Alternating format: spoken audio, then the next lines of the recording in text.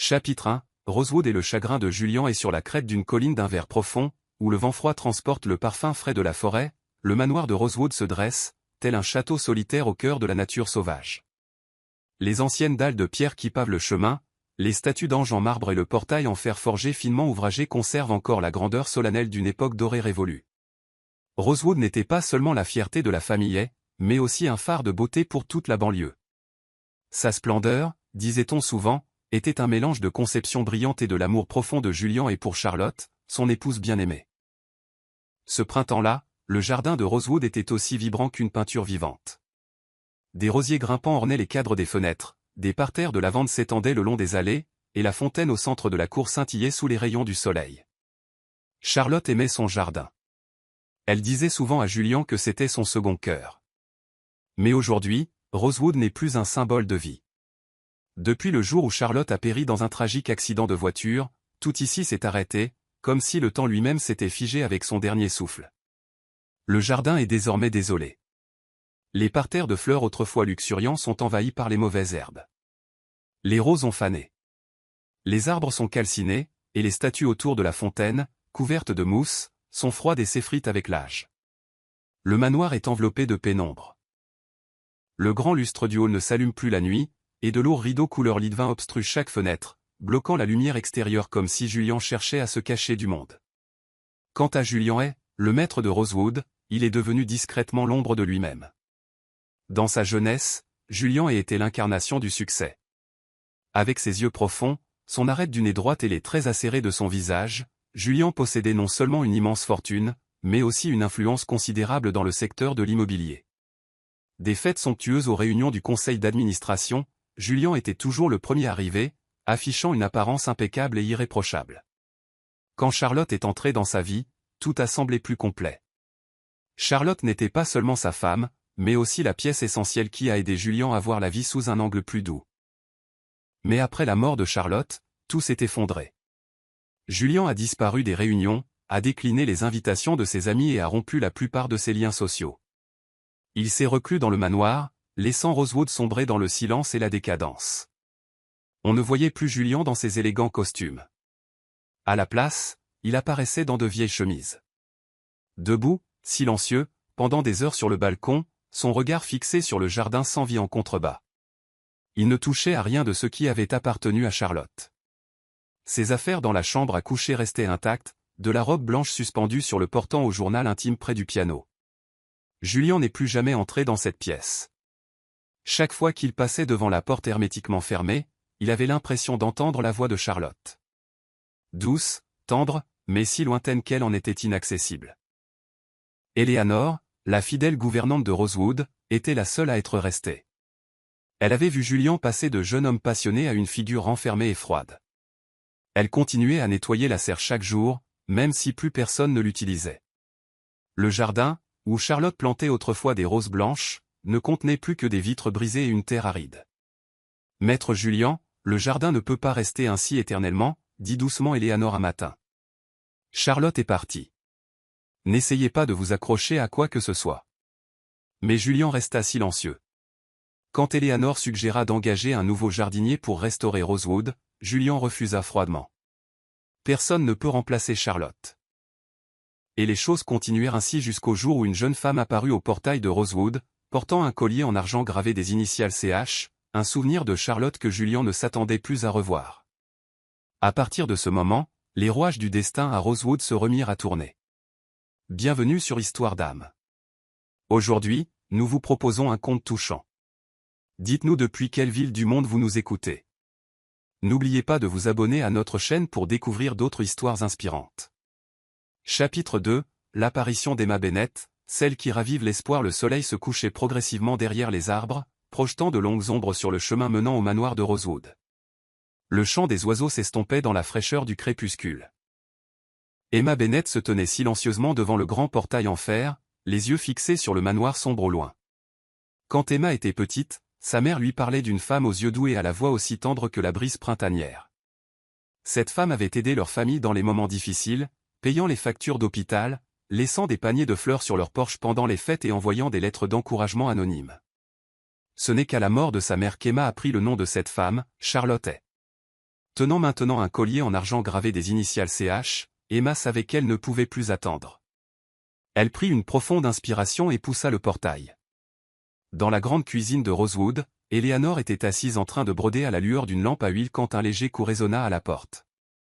La vieille gouvernante posa son aiguille et son fil, se dirigeant prudemment vers l'entrée. Devant elle se tenait une jeune femme aux yeux vifs, le visage marqué par la fatigue d'une longue journée. « Je suis désolée de venir si tard. Je suis Emma Bennett, celle qui a écrit pour le poste de jardinière. » Eleanor la dévisagea, une pointe de doute dans le regard. « Êtes-vous certaine de vouloir travailler ici? Ce manoir n'est pas comme les autres endroits. » Emma sourit, mais ses mains se resserrèrent inconsciemment sur le collier dans la poche de son manteau. « J'ai entendu dire que ce jardin était magnifique autrefois. J'aimerais essayer. » Eleanor plissa légèrement les yeux, comme si elle sentait quelque chose de caché dans la réponse d'Emma. « Avez-vous de l'expérience en jardinage? » Emma hocha la tête. « Je me suis occupée de nombreux jardins pour des familles du voisinage. J'aime les plantes. » « Je sais, » soupira Eleanor, « mais ce jardin, ce n'est pas seulement une affaire de fleurs et de verdure, ma chère. Il renferme de nombreux souvenirs. » Emma ne dit rien, mais son regard se porta vers le parc du manoir, où les arbres desséchés et les rosiers sans vie se dressaient, immobiles. « Je veux lui redonner vie. » Eleanor resta silencieuse quelques instants, puis invita doucement Emma à entrer dans la cuisine. Le lendemain matin, dans le salon faiblement éclairé, Julian était assis en silence à une grande table en bois, tenant un verre de vin sans y boire. Le vent s'infiltrait par les interstices des fenêtres, apportant la faible odeur du jardin. Eleanor entra, posant délicatement une tasse de thé devant lui. « Une jeune femme est venue pour le poste de jardinière, » dit-elle lentement, sans quitter des yeux le visage renfermé de Julian. Julian ne leva pas les yeux. « Je n'ai besoin de personne pour m'occuper de ce jardin.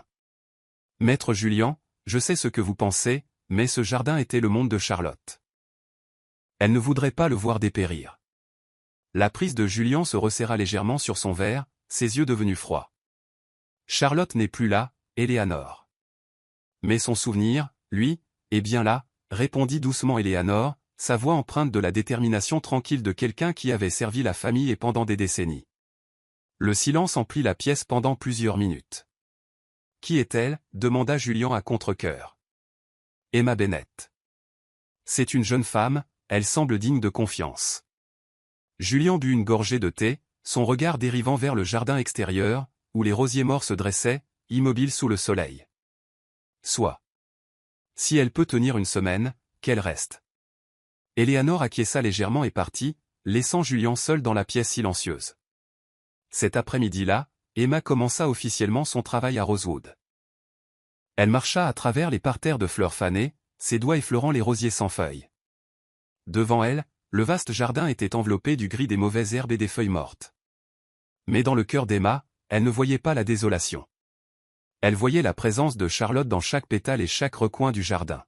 « Je promets que je ferai refleurir ce jardin, » murmura Emma, comme pour se faire un vœu à elle-même et à la femme qui, autrefois, lui avait tendu la main. Chapitre 3 – La renaissance du jardin. Les premiers signes de changement. Le soleil du matin brillait à travers les grands arbres, projetant sa lumière sur l'herbe desséchée de Rosewood. Emma Bennett se tenait dans le vaste jardin, une petite pelle à la main, son regard déterminé fixé sur les parterres de roses sans vie. Elle savait qu'il faudrait bien plus de temps qu'elle ne l'imaginait pour restaurer ce jardin, mais cela ne la décourageait pas. Commençant par les parterres près du chemin, elle tailla soigneusement les branches, enleva les fleurs fanées et débarrassa le sol des feuilles mortes. Jour après jour, les mains d'Emma redonnaient progressivement vie à de petits coins du jardin. Les allées de gravier, autrefois cachées sous d'épaisses mauvaises herbes, réapparurent lentement sous la lumière du soleil. Julian ne s'aventurait jamais près du jardin. Il se contentait d'observer de loin, à travers la fenêtre du bureau au 2e étage, la regardant tranquillement. Depuis la mort de Charlotte, Julian n'avait jamais permis à quiconque de mettre les pieds dans le jardin que sa femme chérissait tant. Mais cette fois, il n'arrêta pas Emma. Au fil des jours, Julian se surprit à ne plus pouvoir détacher son regard de la petite silhouette d'Emma sous le soleil. Sa minutie, sa patience et sa passion pour son travail attirèrent peu à peu son attention, bien que Julian s'efforçât de feindre l'indifférence. Un après-midi, une pluie battante s'abattit soudain sur Rosewood. Le ciel s'assombrit, et de fortes rafales de vent secouèrent les vieilles branches du jardin. de l'intérieur de la maison, Eleanor fronça les sourcils en voyant Emma toujours au travail. Emma était agenouillée près des parterres de roses, taillant soigneusement les branches mortes. La pluie froide trempait ses vêtements. Ses cheveux étaient trempés, mais elle ne s'arrêtait pas. De la fenêtre du deuxième étage, Julien se tenait silencieux, son reflet à peine visible sur la vitre. Il voyait Emma, une vision qui lui rappelait Charlotte. Les jours de pluie, Charlotte s'enveloppait dans une écharpe et s'occupait des fleurs avec un doux sourire. Julien serra plus fort son verre de vin.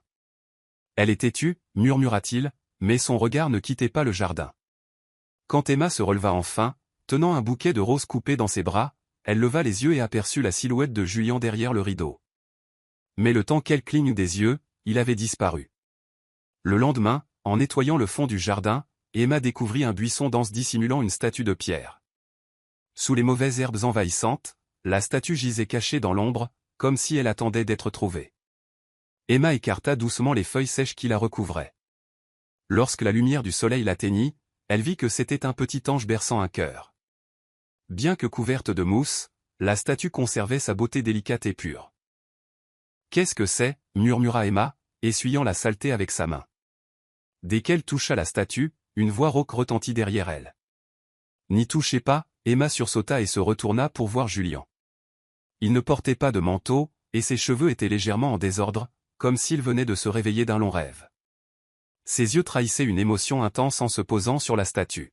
« Je suis désolé, je ne savais pas que c'était important, » dit Emma, baissant la main et reculant. Julien s'approcha, son regard s'attardant sur la statue comme s'il voyait Charlotte à travers elle. « C'était un cadeau pour Charlotte pour notre premier anniversaire de mariage, » dit-il doucement, comme s'il se remémorait de lointains souvenirs. Emma écoutait en silence. Elle l'aimait tellement qu'elle l'avait placée au centre du jardin, mais après sa mort, je ne pouvais plus la regarder.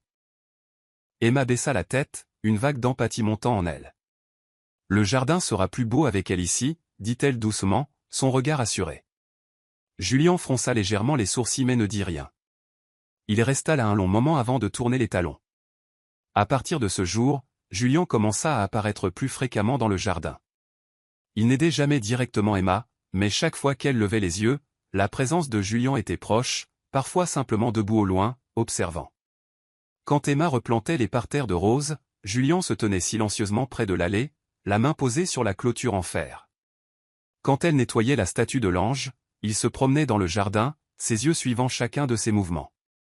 Emma ne se souciait pas de la présence de Julien, mais au fond d'elle, elle savait que Rosewood se réveillait lentement. Et Julien, l'homme accablé par le chagrin depuis 2 ans, commençait à trouver la lumière parmi les roses qu'elle soignait.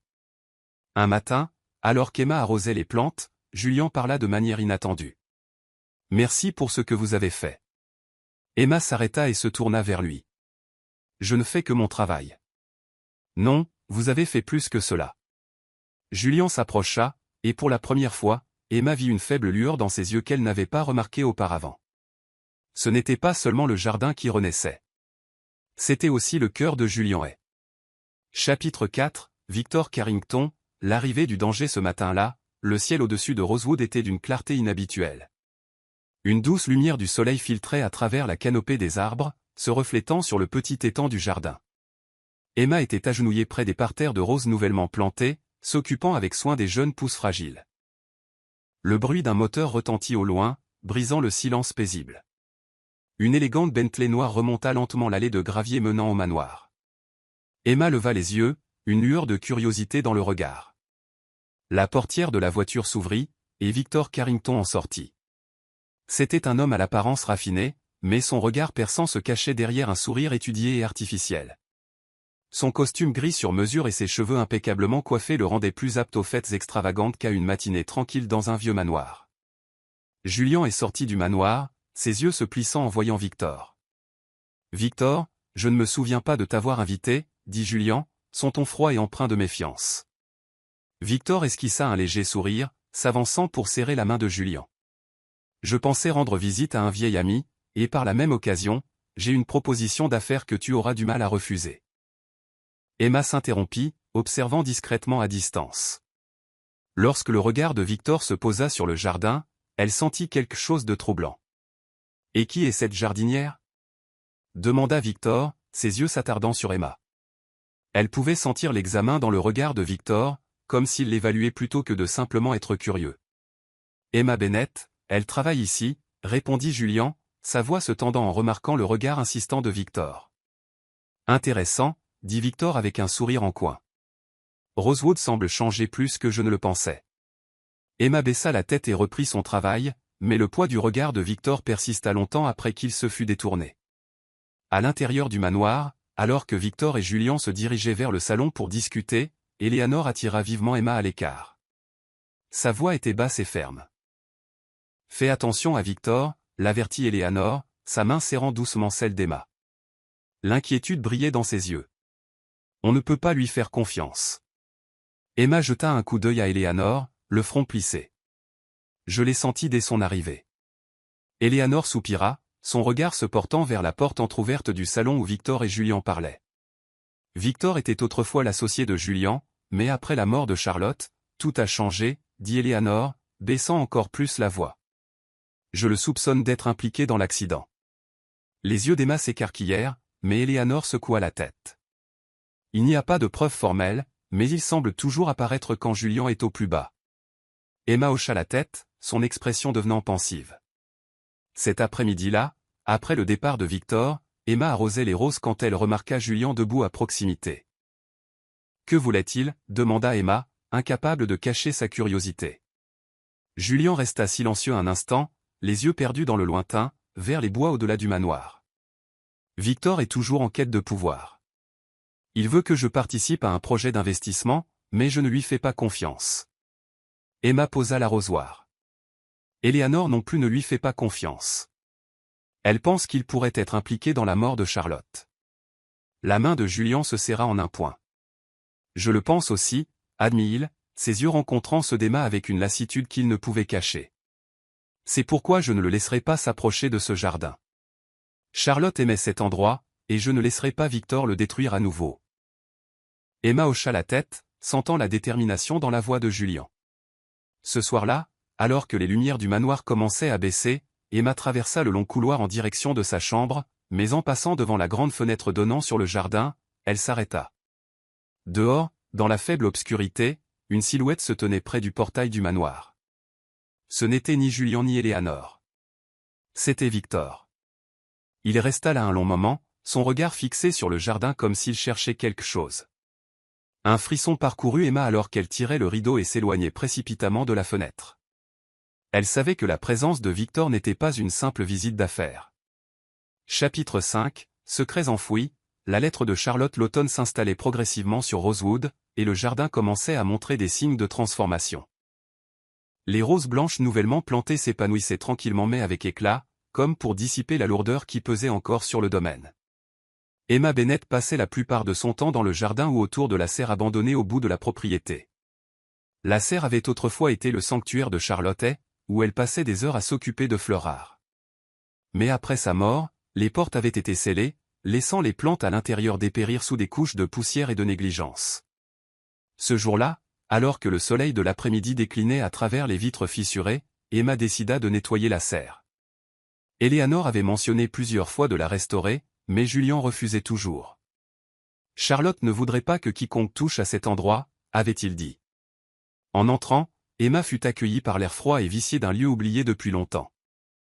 De vieux pots, des outils de jardinage rouillés et des murs couverts de lierre évoquaient à la fois la nostalgie et un sentiment étrange d'abandon. En dégageant un coin, Emma remarqua un pot de fleurs cassé, dissimulé. Elle s'agenouilla, remuant doucement la terre sèche à l'intérieur, lorsque ses doigts effleurèrent un morceau de papier jauni et plié. Emma le ramassa, enlevant la poussière. C'était une lettre. En l'ouvrant, l'écriture délicate de Charlotte apparut sous la faible lumière. Mon très cher Julian, Victor passe trop souvent. Il observe le jardin, et j'ai l'impression d'être suivi.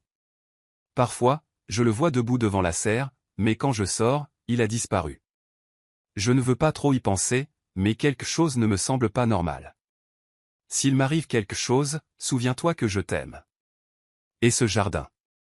Emma serra plus fort la lettre, son cœur battant à tout rompre. Victor ? Ce nom lui glaça le sang. Eleanor l'avait mise en garde contre Victor Carrington.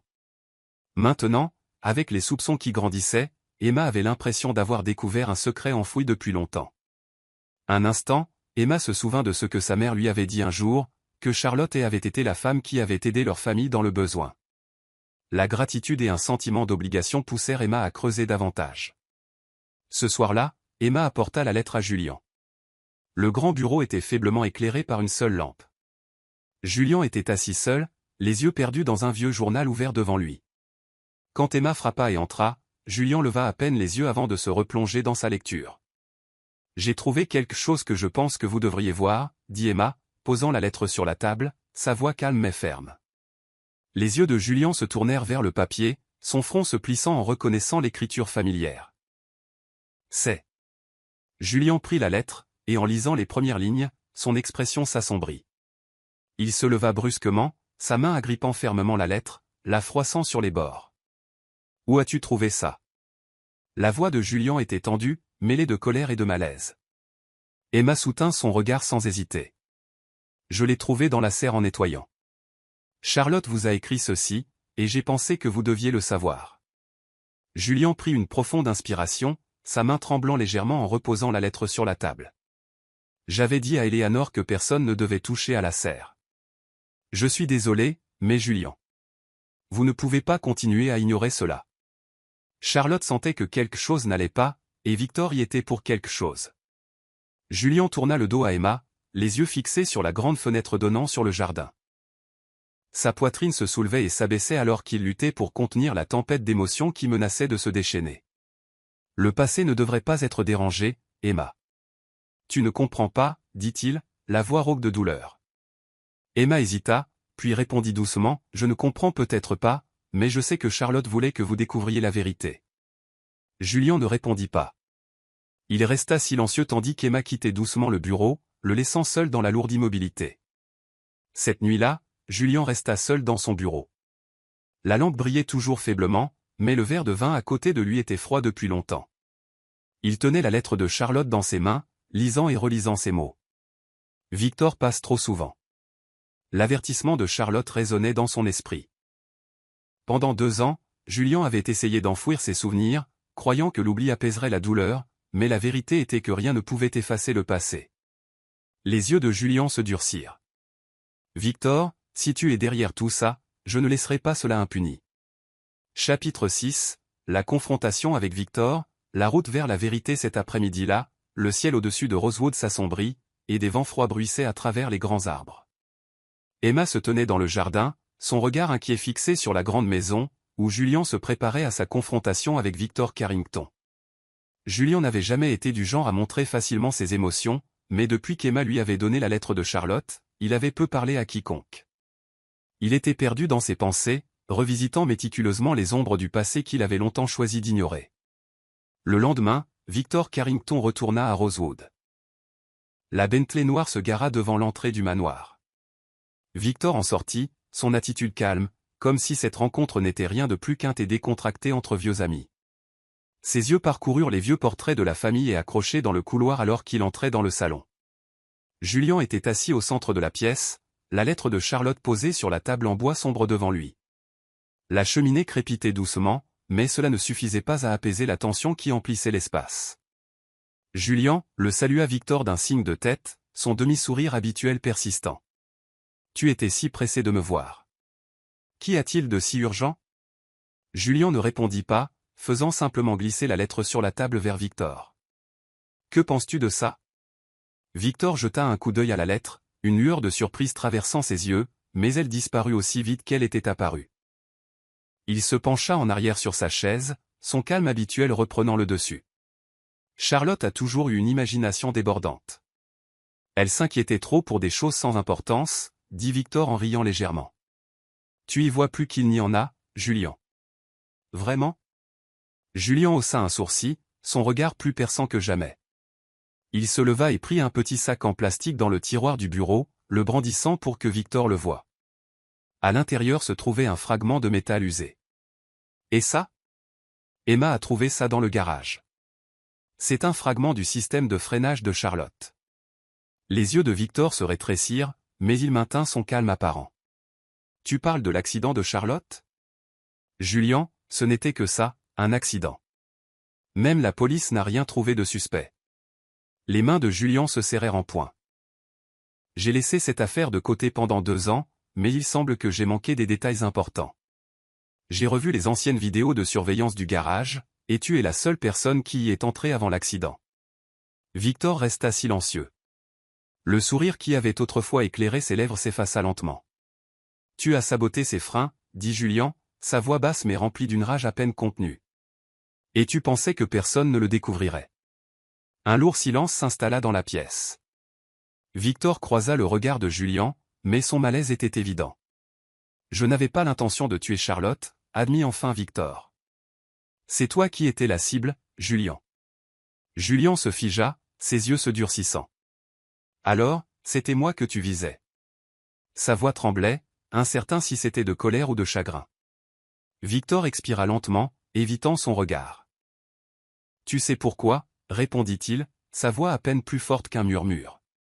Ce grand projet, il y a des années, tu m'en as écarté. J'ai perdu des millions, et tu n'as jamais regardé en arrière. Charlotte était un dommage collatéral. Les yeux de Julien s'assombrirent. Un dommage collatéral? Il rit amèrement, mais il n'y avait aucun humour dans ce son, seulement une douleur écrasante. Tu viens d'avouer un meurtre, et c'est ainsi que tu décris la mort de ma femme. Victor se leva, se dirigeant vers la porte. Que veux-tu, Julien? La police? Personne ne te croira. Il n'y a pas de preuves concrètes. Alors que la main de Victor touchait la poignée de la porte, la voix de Julien retentit, résolue. Tu paieras pour ça. Victor se tourna légèrement, mais cette fois, le regard de Julien ne contenait ni hésitation ni chagrin.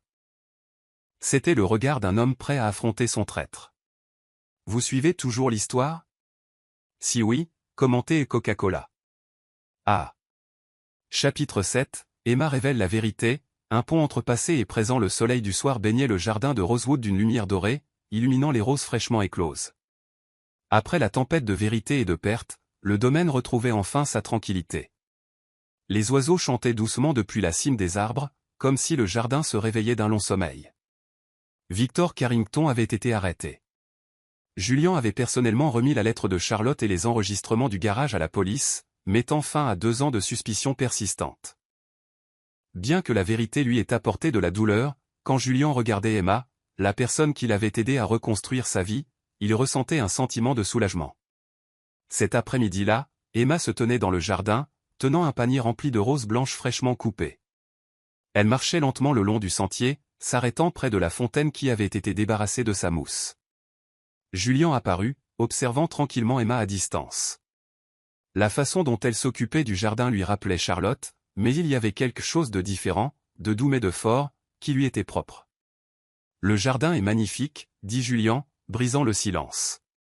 Emma se tourna, offrant un doux sourire. Merci, mais je pense qu'il a toujours été beau. Je l'ai juste aidé à reprendre vie. Julien s'approcha, ses yeux s'attardant sur les roses en fleurs. Il s'agenouilla, effleurant délicatement les pétales. Charlotte disait que ce jardin était l'âme de Rosewood. Je crois qu'elle avait raison. Emma regarda Julien un long moment, comme si elle luttait avec ses pensées.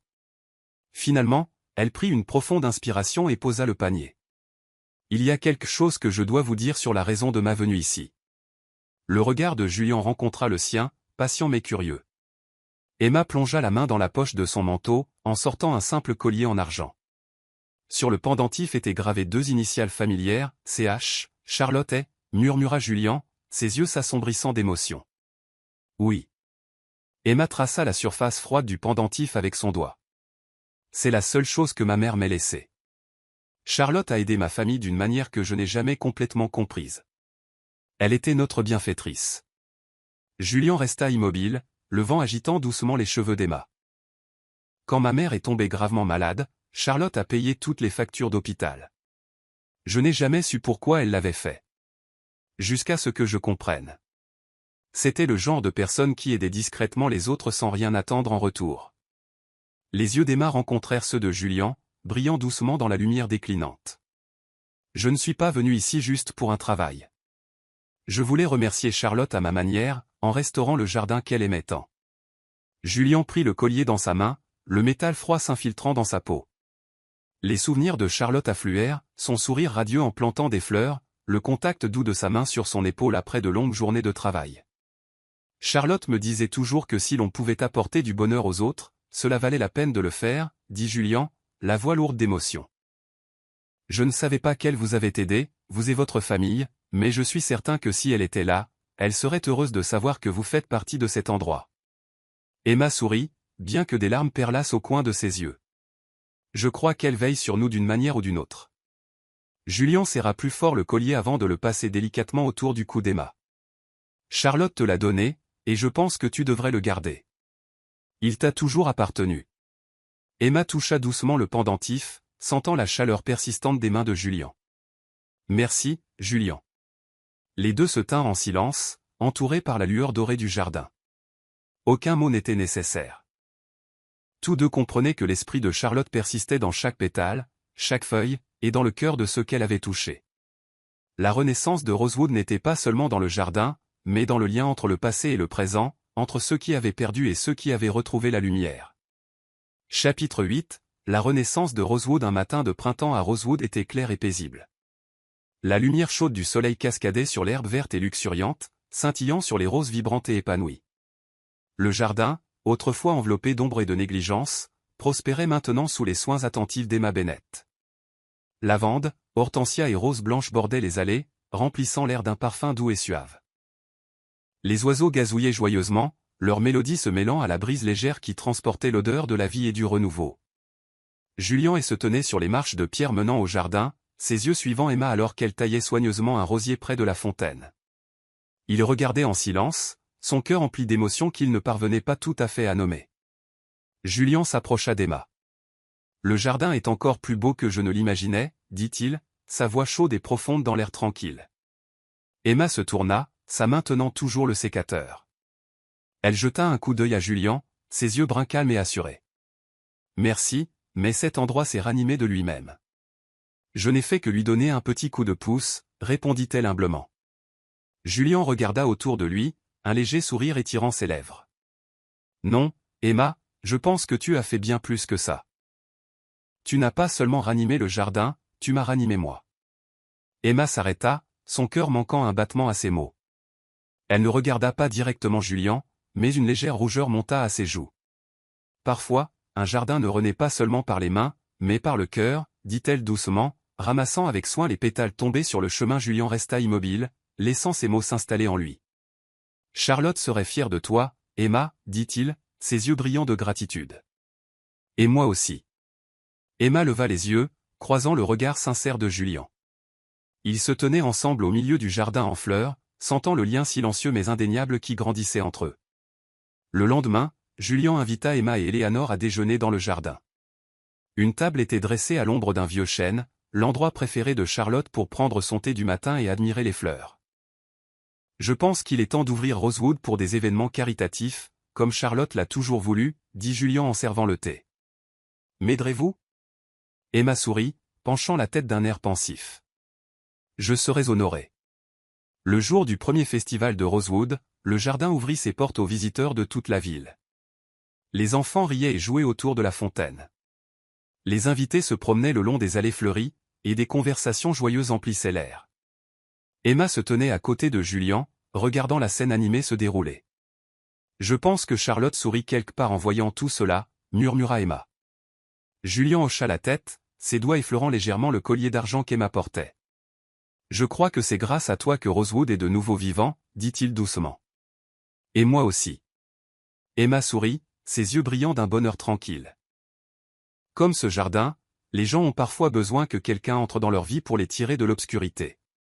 Julien prit sa main, sa prise douce mais ferme. Rosewood a été ranimé, et grâce à toi, moi aussi. Ils se tenaient ensemble sous la lumière dorée du soleil, entourés de couleurs, de rires et d'espoir. Rosewood n'était plus seulement un domaine. C'était devenu un symbole d'amour, de gratitude et de la renaissance des cœurs longtemps endormis dans les ombres du passé.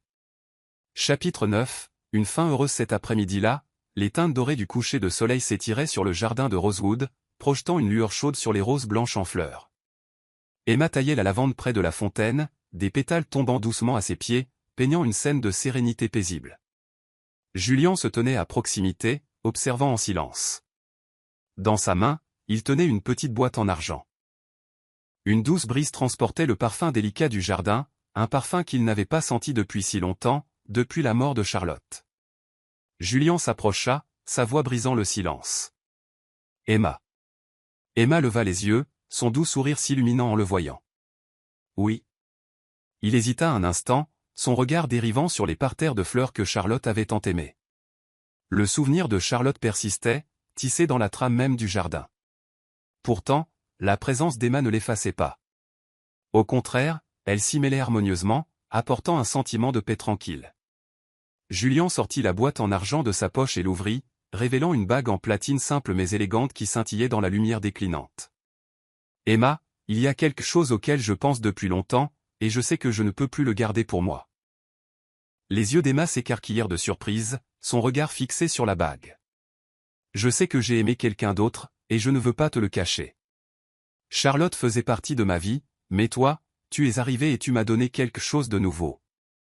Pas comme un remplacement, mais comme une chance de recommencer. » Emma resta silencieuse, ses yeux brillants d'émotion alors que la lumière du crépuscule les enveloppait. Julien s'agenouilla devant elle, ses mains tremblant légèrement. « Je veux que nous prenions soin de ce jardin ensemble. Emma Bennett, veux-tu m'épouser ?»